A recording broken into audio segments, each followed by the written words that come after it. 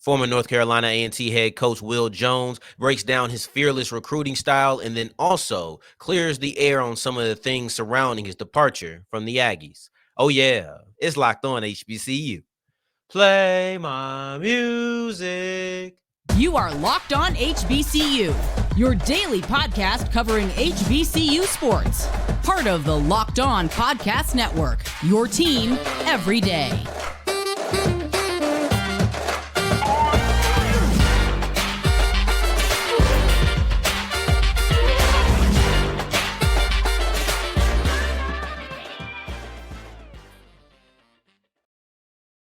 What's going on, family? Welcome back to another episode of the Locked On HBCU podcast, your number one daily one-stop shop for everything HBCU athletics, Monday through Friday, part of the Locked On Podcast Network, your team every day. And I, of course, am Darian Gray, a.k.a. the Mouth of the South, Texas Southern alum and former TSU Herald Sports editor and current contributing writer at USA Today's Saints Wire. Thank you for going on this journey with me, making Locked On HBCU your first listen of the day, every day. And remember, just because the mic cuts off does not mean that the journey is over. It just means it's time to follow me on Twitter at South Exclusives. Starts with an S and ends with an S. Today's episode is brought to you by Nissan. Are you the kind of driver that likes to push things a little further? Ever wonder what adventure could be around the next corner? Then take the Nissan Rogue, Pathfinder, or Armada and go find your next big adventure. Check them all out at nissanusa.com.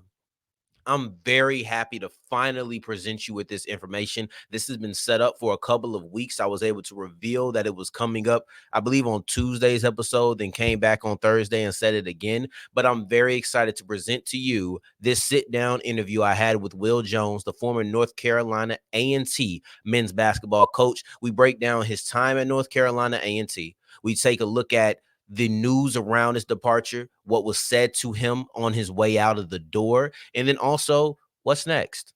What is next for him as far as coaching and then some of the things that have happened since then.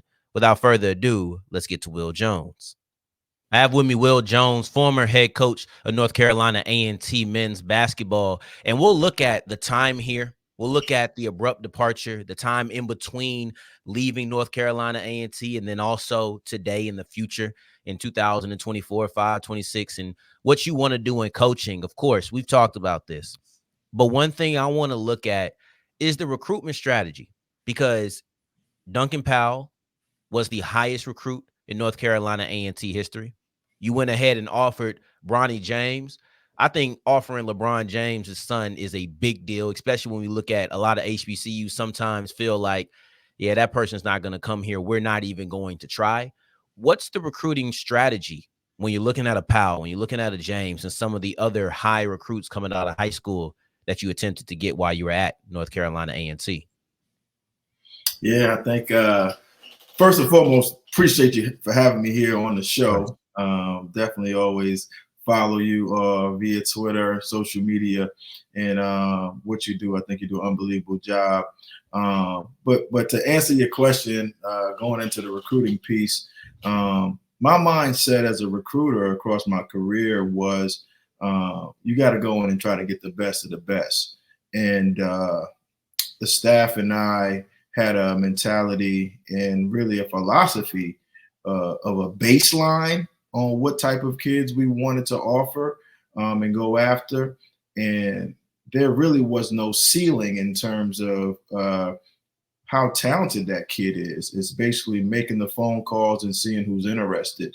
And so having the opportunity to look at our program, not as limit making an HBCU having a limit to who you can recruit. I would always say that being an HBCU has nothing to do with basketball. It has nothing to do with volleyball, golf, soccer. It has nothing to do with the athletics program. An HBCU was an institution created for African Americans and minorities to come get an education. And if North Carolina A&T, if Benedict College, if South Carolina State University could go and recruit the top academic kids in the country to come be a part of the academic program. Why couldn't I go recruit? Why couldn't my staff go recruit the top athletes in the country and not let the HBCU logo limit you to who you should recruit? You should be able to go out and recruit and sell your program and give that individual the opportunity to say no and go somewhere else. So that was my mindset, and we were able to recruit high-level guys. And I think once you get one, you can get two. And then once you get two, you can get the next one, because they see that, hey, these guys have been successful here. These guys were rated as high as I were. They like coach. They like the campus. They like what they're doing. And so it gives you an opportunity to just really go out and, just recruit the guy that you think you can get to win your league. Yeah, and I think that being as aggressive as you were, that mindset of not being limited, and what you were able to achieve with that, being Duncan Powell probably being the highlight for most people, you combine that with the immediate success you had. There was a lot of things that stood out about your North Carolina A&T tenure, but of all of those things, what are you most prideful in? Just being able to, transition a program through 3 leagues, and not have drop off, actually have increase. The day I left the job at North Carolina A&T, we had the pound for pound second or first, depending on what media service you would reflect on, top recruiting class in the Colonial Athletic Association, tied with College of Charleston, who just won the league 2 years in a row. I think that if you look at that and you start to really digest that, you would see that we were able to start recruiting the type of kids that you needed to compete in that league. So one of my players that was on that roster will be in the Sweet 16, Cam Woods at NC State. Obviously, Duncan Powell didn't even have a chance to play that year, but he was a part of that recruiting class. Love Bettis, JUCO All-American, that was a part of that class. And so we had a team that the media thought that could compete at the highest level in that league. And so I think being able to transition and leave the program better than what I found it was definitely something I'm happy about. You speak about recruiting kids who fit the CAA, right? I think at that time it was the Colonial. Now they made changes of their own to be the Coastal. But you were only in the Big South for 1 year. You were about to go into your first year in the CAA. I think you were either 1 or 2 years in the MEAC, maybe a year and a half.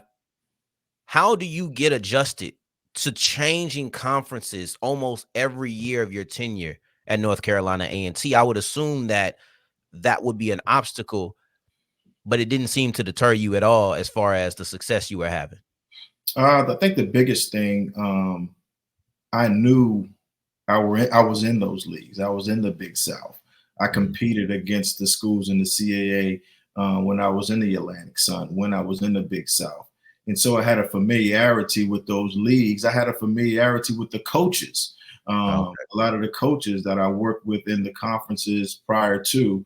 And then also just, knowing what you need to win in those type of leagues, the type of players that you needed access to win in those leagues. And when you set your goal not to be limited, again, to recruiting what people would say a MEAC player is, or a Big South player, or a colonial level player, then now you're recruiting the best athletes that you can get.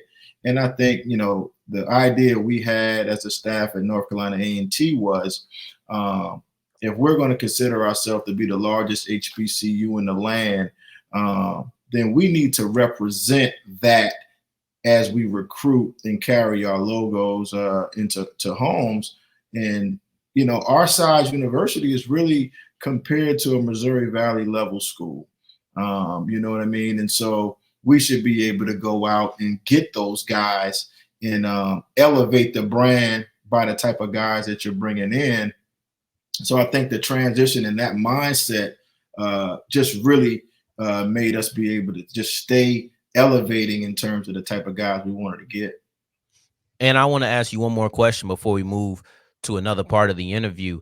I've always been curious about this. So you came in as the acting head coach not mid-season, but mid-year as far as calendar year, right? When you come in as an interim or an acting head coach, what are the conversations like with the higher ups on what it will take to be the permanent head coach? Or are you even having those conversations?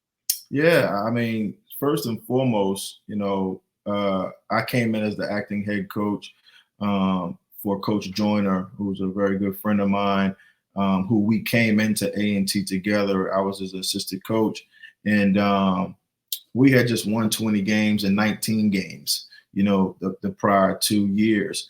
And so the focus really was on the players, just trying to make sure the players were doing what they needed to be doing to have a successful year. So there were no conversations in terms of talking to the administration or anything like that. The focus was on just making sure those guys are having fun and going out and representing North Carolina A&T to the best of our ability. And we speak about to the best of the ability. And I think there's a little bit of a parallel between both you and Joyner's departure. And we'll look at that and then also your departure from North Carolina A&T, focusing on you as we continue with Locked On HBCU. Today's episode is brought to you by Manscaped, and it's time to clean down there, fellas. It's time to go ahead and clean it up. It's spring cleaning season, and you know what I'm saying? It ain't nothing different, okay? Go ahead and get yourself Manscaped, and this is the season to make sure you groom the carpets and the drapes with the all-new leaders in below-the-waist grooming, Manscaped in their Lawnmower 5.0. Watch your confidence bloom like the springtime flowers. Embrace the season and join the 10 million men worldwide who trust Manscaped with their special offer. You can go to manscaped.com and use the code Locked On to get 20% off plus free shipping. That's 20% off plus free shipping. This is a 5th generation trimmer. They just keep getting better and better with two interchangeable next gen skin safe blade heads, and one for the standard, taking a little off the top, and another one if you want to go all the way smooth. So it's just that simple. Go to manscaped.com, use the code Locked On, and you'll get 20% off plus free shipping on your offer.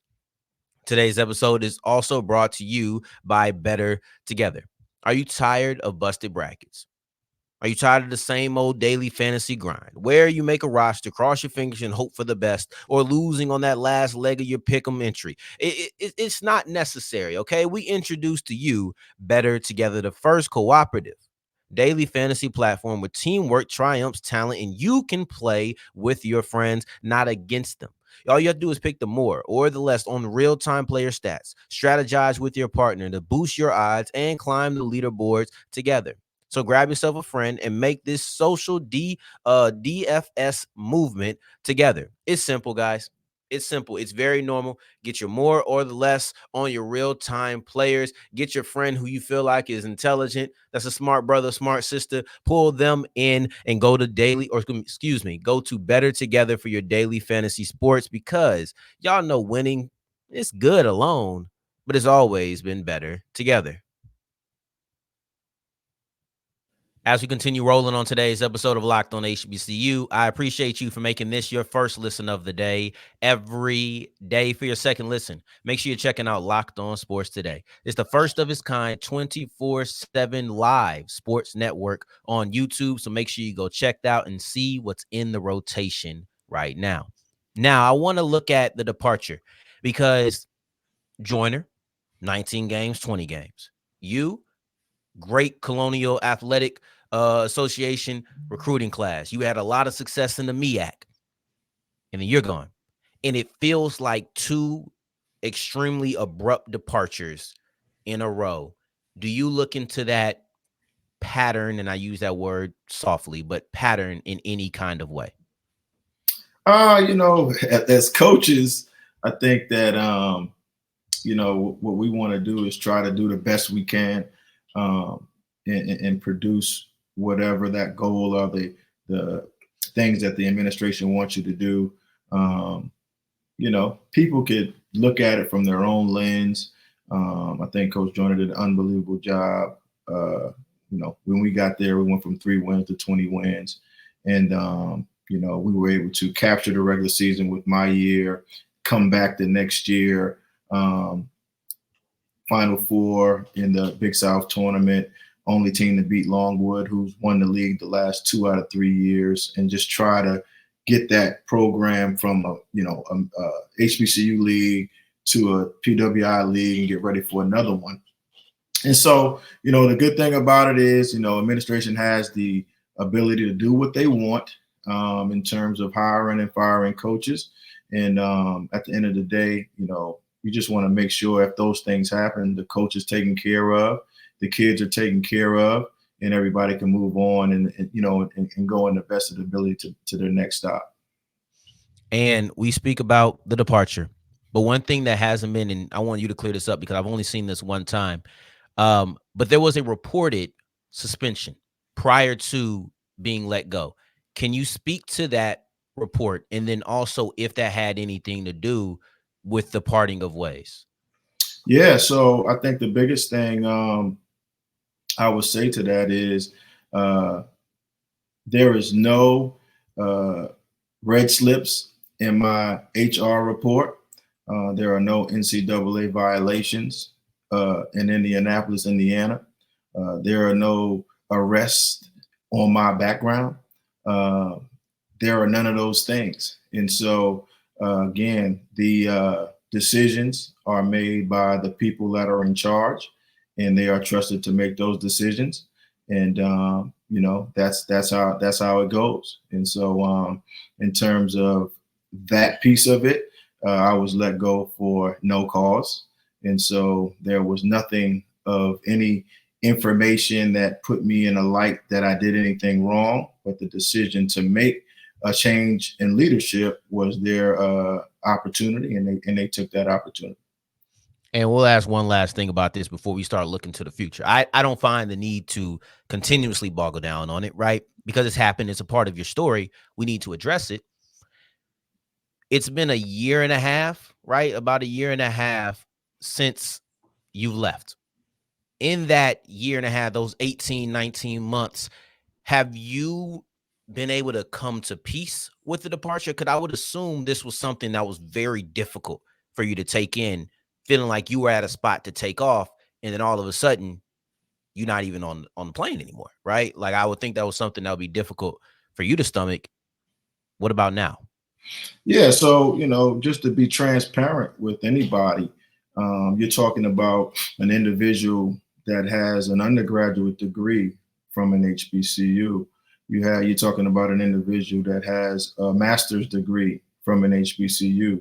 You're talking about an individual that has worked at over 5+ HBCUs, D2, D1, high school, have given a lot to the culture. And, you always talked about via social media about being, protect the brand, what that stuff means.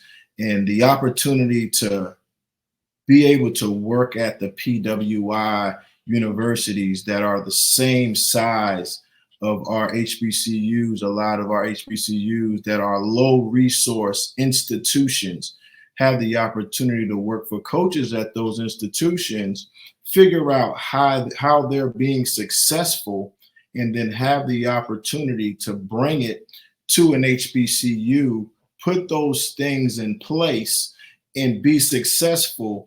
A goal to have an opportunity to be a head coach. And when you put those things in perspective and you execute that academically, athletically, relationship wise with the fan base, and then you're no longer in the position, is definitely a hard pill to swallow when you've built your career on being sharp, being one of the best in your class, and then having an opportunity to give that to an HBCU to elevate a brand, to have your name associated with the other universities, regardless of your classification as an HBCU, to have your name in the top 25 or top 50 recruiting classes in the country at an HBCU, to break those barriers and not to be able to be in that seat anymore for wins or losses, okay,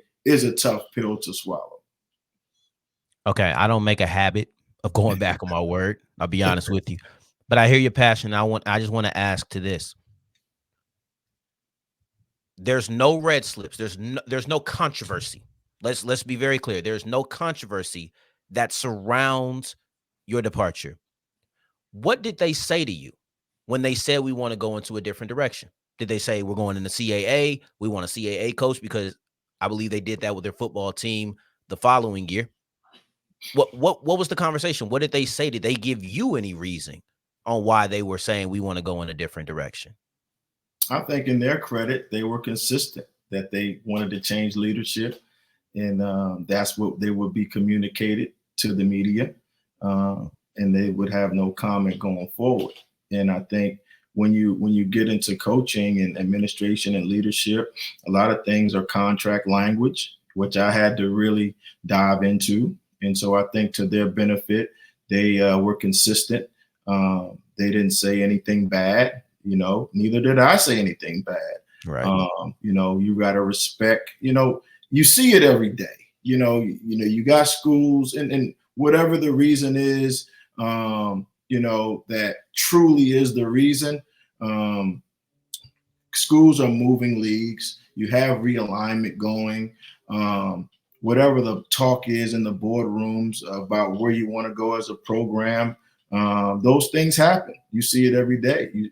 We just had a coach that was fired before the conference tournament and won the conference tournament at Long Beach. And so these things happen, and universities have to make decisions on where they want to go in terms of take their universities, and sometimes those decisions turn out to be good, and sometimes those decisions turn out to be bad because it's humans making those decisions, and not one human is nobody has a golden wand to say everything's going to work. But again, to answer your question, I think they were consistent in saying that they just wanted to change in leadership.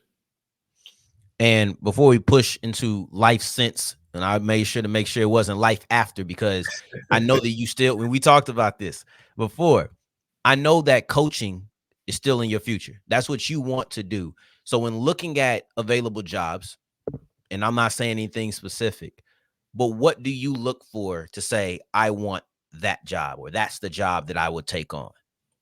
In terms of my mentality, I have friends on the other side, whether that be on the PWI side or HBCU side, guys I've worked on staff with, that the media would say, they're one of the best coaches in the country. And I would agree that they're great coaches. And if you look at our track records, where we were in terms of leading programs, I think all of us were in the same light in terms of elevating a brand or winning or being a part of the conversation of championships. My biggest thing, and I always used to say this in interviews, it's really not about coaching, it's about leadership.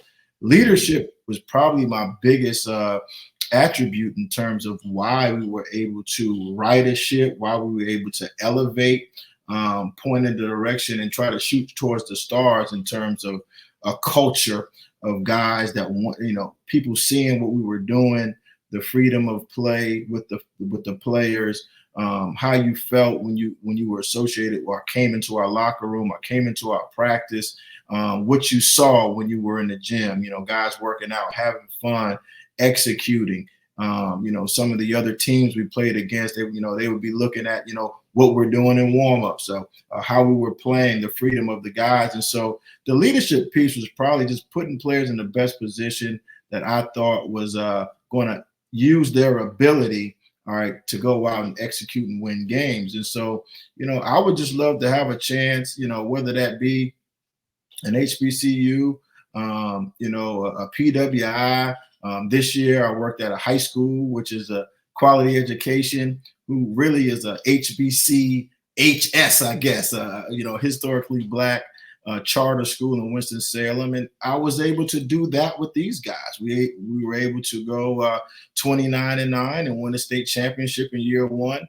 And I have three or four guys that'll probably sign high-level junior college scholarships, and they'll have the opportunity to play at the next level. And so just an opportunity to come in, impact, graduate, point guys in the right direction, and, win on the basketball floor, win in life, and just give my kids an opportunity to come out and see that, my family an opportunity to come out and see that, and continue with my dream of just, helping kids reach their goals.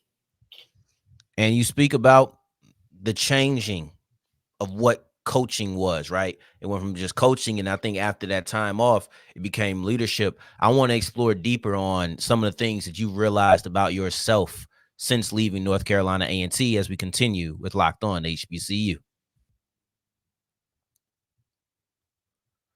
This week's March Madness bracket is highlighted and brought to you by our friends at Nissan. Each week, we're picking one team that stands out, a team that's pushed it further than the rest. Just like any of our all-new 2024 Nissan SUVs, these guys were able to take it to the next level. I'm choosing North Carolina State. The North Carolina State Wolfpack are obviously this week's Nissan Rogue. The team absolutely surprised a lot of us with a powerful performance in their first two games of the tournament. They knocked off Texas Tech, they knocked off Oakland, and now it sets them up today to play Marquette in the Sweet 16. We had our first round of Sweet 16 games yesterday, and we wrapped that up today. So let's get into it. I'm excited. They say win life, go Rogue, and that's exactly what the Wolfpack have done here. Take the Nissan Rogue, the Nissan Armada, or the Nissan Pathfinder and go find your next big adventure. Looking for them? You can shop at nissanusa.com. As we're wrapping up today's episode of Locked On HBCU, I appreciate you for making this your first listen of the day every day, making it all the way to segment 3. And thank you 2 times for that. Thank you. Thank you. I have Will Jones, and we spoke about your time at North Carolina A&T, the departure, your desire to still coach, and you just got done speaking about leadership. And I think that leadership attribute is interesting. You spoke about logos and polos. We spoke about that individually. But logos and polos, when you take that logo off the polo, when you take the North Carolina A&T, when you take the FAMU, when you take whatever, and now you just is Will Jones. Who is he beyond just coaching? What have you realized about yourself since this step away? Yeah, I mean, when you get into this business, you realize that you're not always going to be coaching. One day you're going to be hired, and next day, next week, next month, next year you could be fired. And so as a young coach, I really didn't have to deal with it a lot because you're used to bouncing around and looking for their next opportunity. But when you become a professional, you become a head coach, you become a staple in the business, and that's who you are. You are a business. That's what it is. And you take that. I have an Under Armour on right now. So yeah, I wear Nike, Under Armour, Adidas, whatever's free. Don't matter. So you take that Adidas off this half zip. What kind of sweater is it? Is it still quality? Yeah, it's still quality, right? Is it going to keep me warm? It's definitely going to keep me warm. Does it look good? It does look good, right? But for coaches, our business leaders, our athletic directors, our chancellors, whoever, once you take that title away, who are you? Can you still lead? Can you still develop? Can you still impact other individuals? And I think a lot of times, especially in the HBCU world, sometimes coaches disappear. And I've seen it in my career. You said really good coach, he was doing well or whatever, you know what I mean? And you don't hear from him no more. What happened to him? You know what I'm saying?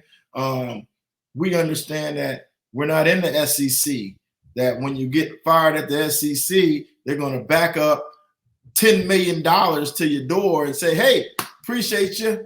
We're going to give you $10 million to walk away. Then you can go buy a business, right? Mm-hmm. And so you have to really know who you are as a person when that logo is gone.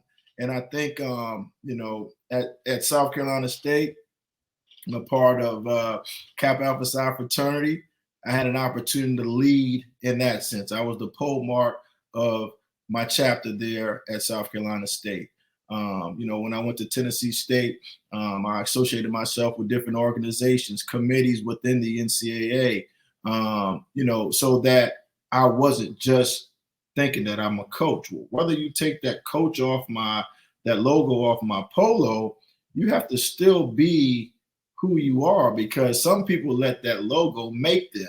You know what I mean? You put a Duke logo on a coach, like, oh, I'm at Duke. Well, shit, you was just at so-and-so last year. Yeah, I didn't win no games. You know what I'm saying? But I'm at Duke now. I got that D on my chest. I'm supposed to be different. But now the person should still be the same if you're good at leadership, good at impacting. So no matter what logo you have on your chest, when you take it off, you should still be able to produce or still be able to impact people. And pushing forward, I have a friend who's a high school football coach. He just started coaching, right? And he's told me I just can't even watch football the same anymore. Like there's no relaxing in watching football for him.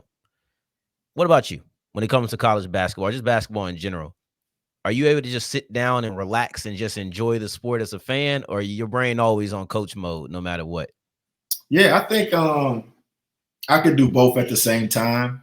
That's really why I don't have like a particular team. I like to, one thing that kind of, I guess, when coaches, know philosophies, know what they're trying to do, and you can say, okay, this is what they're trying to do, and who do I think is going to win the tug of war? But at the end of the day, you realize that the players are the one. Whoever has the best players are the ones that's going to get out there and get the job done. And in particular now with NIL and with the portal, it's kind of going back to grown man basketball. Who's got the older team going to go out there and have a chance to win, probably on a night-to-night basis, because those rosters are getting a little bit older now.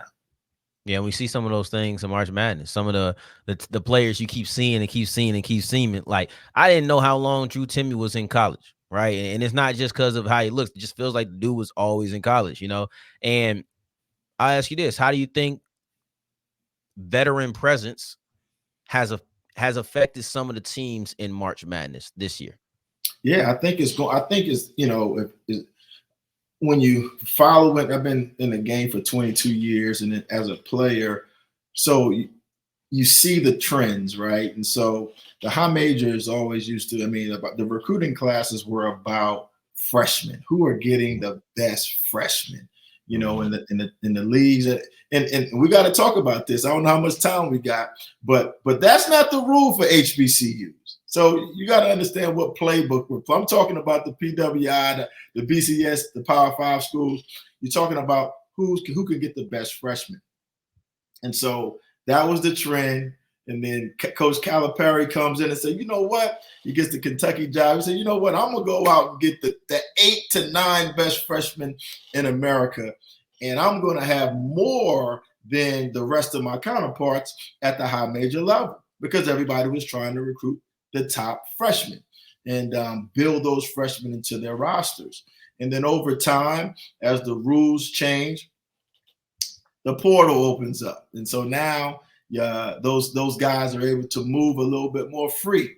And so now the rosters start to get a little bit more mature. And then COVID hits. And then now they say, hey, listen, you don't got to sit out. We're going to give you a couple of years where you don't have to sit out, and you can have another year. And some guys get another year and another year. And so now you got guys out there that's 25 playing college. And then they say, we're going to add some NIL to this thing. And so now you got the NIL piece combined with the portal piece. So what you have now is guys saying, you know what, I don't got to go to the NBA. You know what, I'm not really being looked at by the NBA. So you know what, I'm going to stay in college these 4 years or 5 or 6 years, and I'm going to try to get as much capital as I can, and who could blame them before I graduate. And so now that's why they're on Coach Cal, because they're saying, Coach, you got a good recruiting class. You got a bunch of good freshmen, but this dude over here at Oakland's 29 years old, so he playing grown man ball out there with my freshman that's 19, 20, and he don't even know what's going on. And so the game is changed. But over on our side and that MEAC and SWAC, you got to be a grown man when you come in day one. So that's a little bit different story over there. Man, I appreciate you. This was great. I'm glad we were able to put a little bit of that March Madness in at the end and kind of sneak that in. But I appreciate you. You have Will Jones. You can follow him on Twitter at the Coach J. The word coach has the K in the beginning. You know why, right? You got the K in the beginning, and then it's just the letter J. So you have the Coach K, replace the C with a K. All right. I appreciate you for making this your first listen of the day. Every day we'll be back on Monday. We're recording this early, so I have no idea what we'll be looking at on Monday, but we will get into some good stuff. I'm pretty confident in it. So I appreciate you making this your first listen of the day. Every day. Until the next time we hear each other, family, take care. Stay blessed. Peace.